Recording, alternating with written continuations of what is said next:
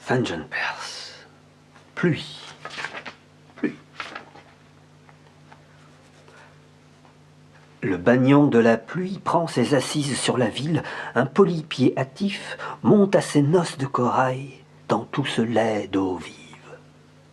Et l'idée nue comme un rétiaire peigne au jardin du peuple à sa crinière de fille. Chante, poème, à la criée des eaux l'imminence du thème, chante, poème, à la foulée des eaux l'évasion du thème. Une haute licence au flanc des vierges prophétiques, une éclosion d'ovules d'or dans la nuit fauve des vasières, et mon lit fait, ô fraude, à la lisière d'un tel songe, là où s'avive et croît et se prend à tourner la rose du poème. Seigneur terrible de mon rire, voici la terre fumante au goût de venaison, l'argile veuve,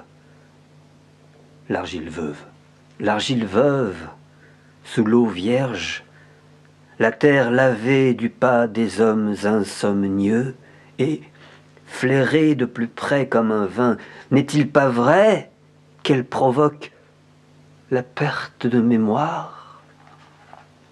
Seigneur, Seigneur terrible de mon rire, voici l'envers du songe sur la terre, comme la réponse des hautes dunes à l'étagement des mers.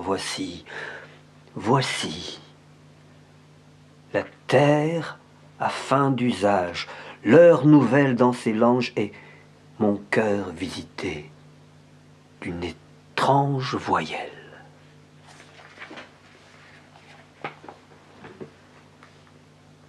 Nourrice très suspecte, suivantes aux yeux voilés d'aînesse, ô pluie par qui l'homme insolite tient sa caste, que dirons-nous ce soir à qui prendra hauteur de notre veille? Sur quelle couche nouvelle, à quelle tête rétive ravivons-nous encore l'étincelle qui vaille? Muette, lande sur mon toit, j'ai une acclamation très forte en moi, et c'est pour vous, ô pluie. Je porterai ma cause devant vous, à la pointe de vos lances le plus clair de mon bien, l'écume aux lèvres du poème comme un lait de coraux, et celle qui danse comme un psylle à l'entrée de mes phrases, l'idée plus nue qu'un glaive au jeu des factions, m'enseignera le rite et la mesure contre l'impatience du poème. Seigneur terrible de mon rire, gardez-moi de l'aveu, de l'accueil et du chant. Seigneur terrible de mon rire, qu'il est d'offense aux lèvres de l'averse, qu'il est de fraude consumée sous nos plus hautes migrations. Dans la nuit claire de midi, nous avançons plus d'une proposition nouvelle sur l'essence de l'être. Oh, fumée que voilà sur la pierre de l'âtre. Et la pluie tiède sur nos toits fit aussi bien d'éteindre les lampes dans nos mains.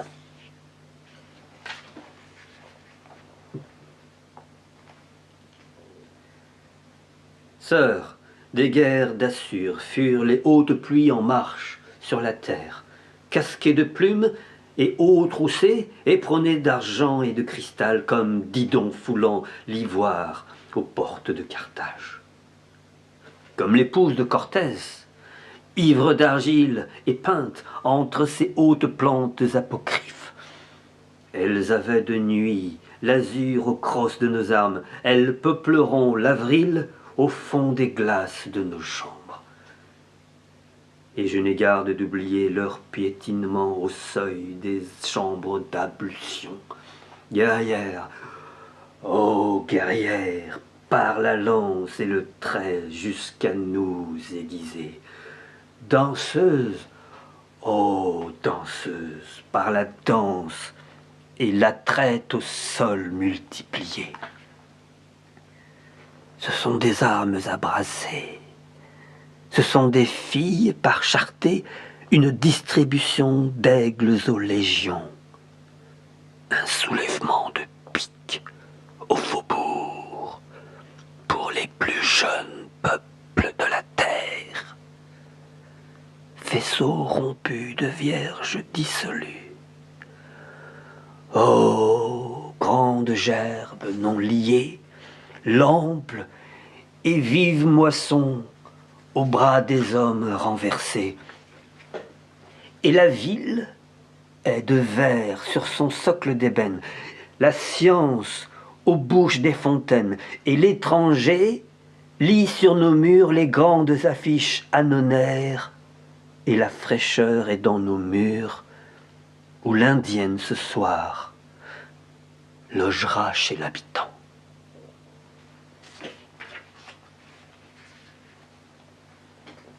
Relations faites à l'idylle, confessions faites à nos portes. Tue-moi, ô bonheur, une langue nouvelle de toutes parts offerte. Une fraîcheur d'haleine par le monde comme le souffle même de l'esprit, comme la chose même proférée, à même l'essence, son essence, à même la source, sa naissance. Ah!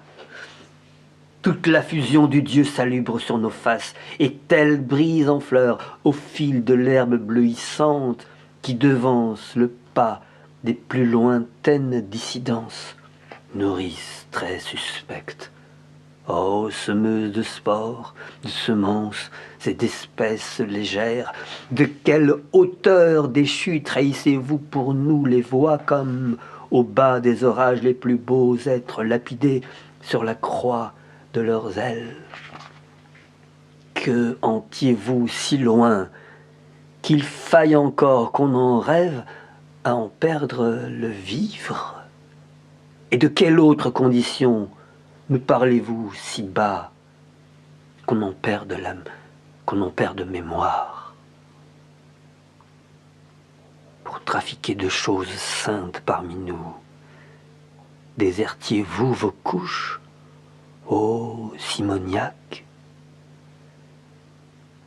Au frais commerce de l'embrun, là où le ciel mûrit son goût d'arôme et de névé, vous fréquentiez l'éclair salace, et, dans l'aubier des grandes eaux lacérées, au pur vélin rayé d'une amorce divine, vous nous direz, ô pluie, quelle langue nouvelle sollicitez pour vous la grande onciale de feu vert?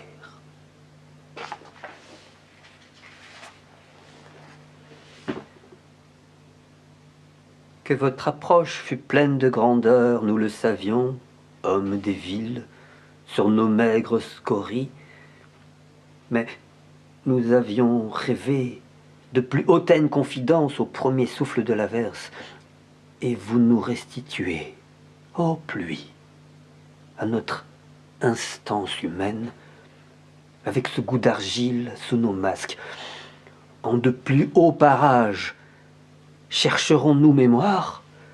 Ou, s'il nous faut chanter l'oubli aux bibles d'or des basses feuillaisons, nos fièvres peintes aux tulipiers du songe, la tête sur l'œil des pièces d'eau et la pierre roulée sur la bouche des puits, voilà-t-il pas beaux thèmes à reprendre, comme roses anciennes aux mains de l'invalide de guerre? La ruche encore est au verger, l'enfance aux fourches du vieil arbre, et l'échelle interdite au beau veuvage de l'éclair. Douceur d'agave, d'aloès, fade saison de l'homme sans méprise, c'est la terre lassée des brûlures de l'esprit, les plus vertes se peignent aux glaces des banquiers, au linge tiède des pleureuses s'effacera la face des dieux filles. Et les idées nouvelles viennent en compte aux bâtisseurs d'empires sur leur table. Tout un peuple muet se lève dans mes phrases aux grandes marges du poème. Dressé, dressé, à bout de cap, de catafalques de Habsbourg, les hauts bûchers de l'homme de guerre, les hauts ruchers de l'imposture. Vanné, vanné, à bout de cap, les grands ossuaires de l'autre guerre, les grands ossuaires de l'homme blanc sur qui l'enfance fut fondée et qu'on évente sur sa chaise de fer, l'homme en proie aux visions dont s'irritent les peuples. Nous n'en finirons pas de voir traîner sur l'étendue des mers la fumée des hauts faits où charbonne l'histoire, cependant, qu'aux chartreuses et aux maladreries, un parfum de termites et de framboises blanches fait lever sur leurs claies les princes grabataires. J'avais ce goût de vivre chez les hommes et voici que la terre exhale son âme d'étrangère.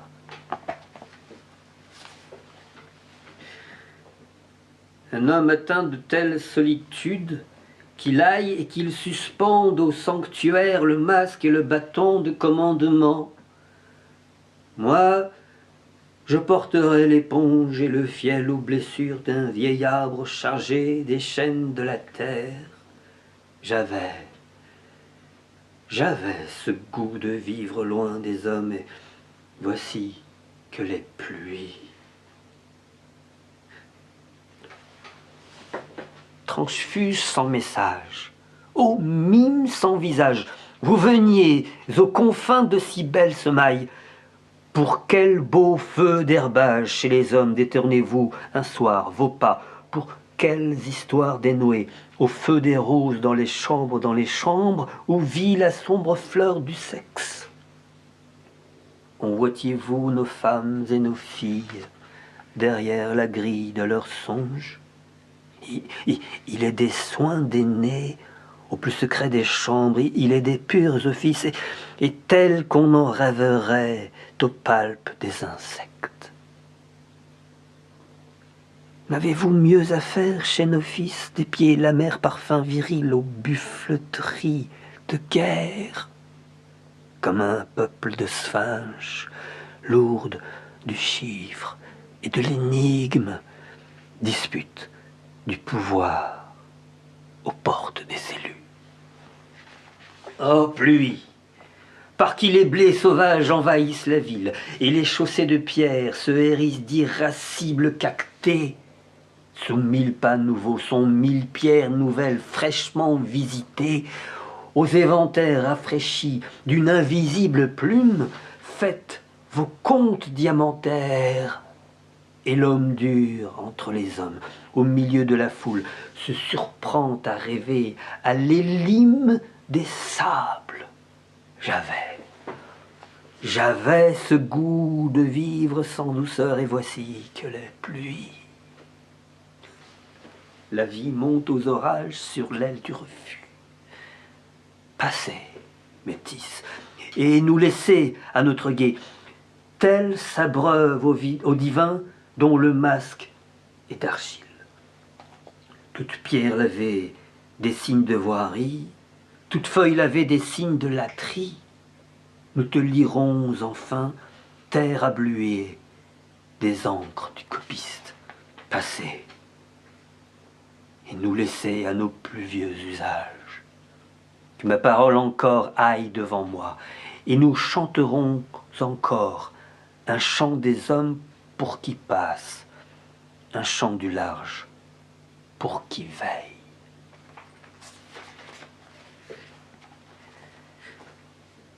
Innombrables sont nos voix et nos demeures incertaines, telles s'abreuvent au divin dont la lèvre est d'argile. Vous, laveuse des morts dans les eaux mères du matin. Et c'est la terre encore, aux ronces de la terre. Lavez aussi la face des vivants.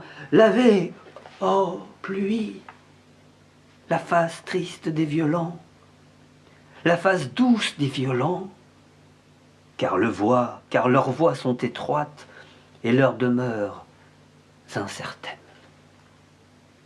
Lavez, ô pluie, un lieu de pierre pour les forts.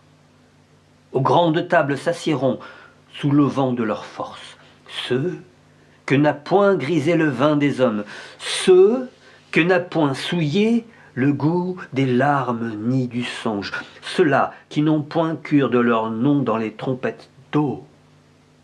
Aux grandes tables s'assiéront, sous le vent de leur force, en lieu de pierre pour les forts. Lavez le doute et la prudence au pas de l'action. Lavez le doute et la décence au champ de la vision. Lavez, ô pluie, la taie sur l'œil de l'homme de bien, sur l'œil de l'homme bien pensant. Lavez la taie sur l'œil de l'homme de bon goût, sur l'œil de l'homme de bon ton. La taie de l'homme de mérite, la taie de l'homme de talent. Lavez l'écaille sur l'œil du maître et du mécène sur l'œil du juste et du notable, sur l'œil des hommes qualifiés pour la prudence et la décence. Lavez la bienveillance au cœur des grands intercesseurs, la bienséance au front des grands éducateurs et la souillure du langage sur les lèvres publiques. Lavez, oh lavez, la main du juge et du prévôt, la main de l'accoucheuse et de l'ensevelisseuse, les mains léchées d'infirmes et d'aveugles, et la main basse au front des hommes qui rêvent encore de reines et du fouet, avec l'assentiment des grands intercesseurs, des grands éducateurs. Lavez l'histoire des peuples aux hautes tables de mémoire, les grandes annales officielles, les grandes chroniques du clergé et les bulletins académiques. Lavez les bulles et les chartes et les cahiers du tiers-état, le covenant, le pacte d'alliance et les grands actes fédératifs.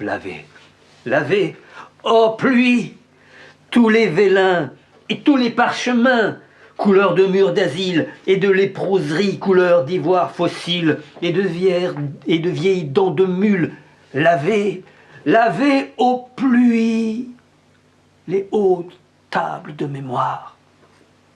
Ah, pluie, lavez au cœur de l'homme les plus beaux dits de l'homme, les plus belles sentences, les plus belles séquences, les phrases les mieux faites, les pages les mieux nées.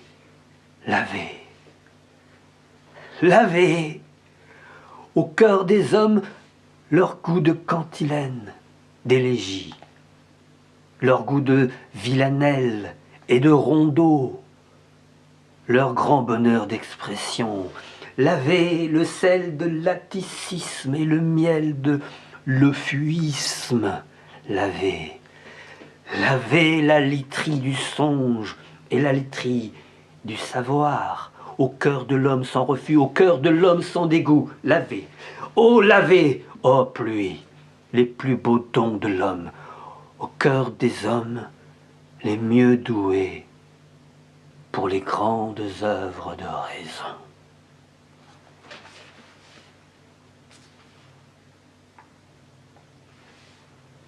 Le bagnon de la pluie prend ses assises sur la ville. Au vent du ciel, la chose errante est telle qu'elle s'en vint parmi nous. et vous ne nierez pas soudain que tout nous vienne à rien. Qui veut savoir ce qu'il advient des pluies en marche sur la terre s'en viennent vivre sur mon toit, parmi les signes et présages. Promesse non tenue, inlassable semaille, et la fumée que voilà sur la chaussée des hommes. Viennent les clercs, qui nous quittent, et nous reconduiront aux portes de la ville, les hautes pluies en marche sous l'avril, les hautes pluies en marche sous le fouet comme un ordre de flagellants. Mais nous voici livrés plus nus à ce parfum d'humus et de pain joint où s'éveille la terre au goût de vierge noire. C'est la terre plus fraîche au cœur des foucherets, l'affleurement des grands fossiles aux marnes ruisselantes, et dans la chair navrée des roses après l'orage, la terre encore au goût de femme faite femme.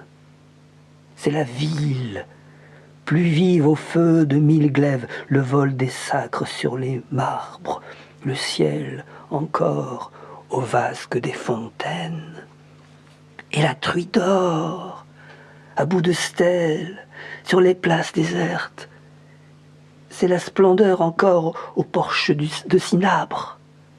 La bête noire, ferrée d'argent, à la plus basse porte des jardins. C'est le désir encore au flanc de jeunes veuves, des jeunes veuves de guerriers, comme de grandes urnes recellées.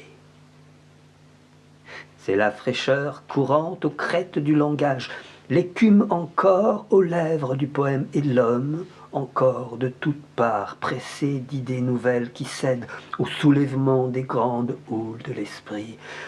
Le beau chant que voilà sur la dissipation des eaux, et mon poème, ô pluie, qui ne fut pas écrit.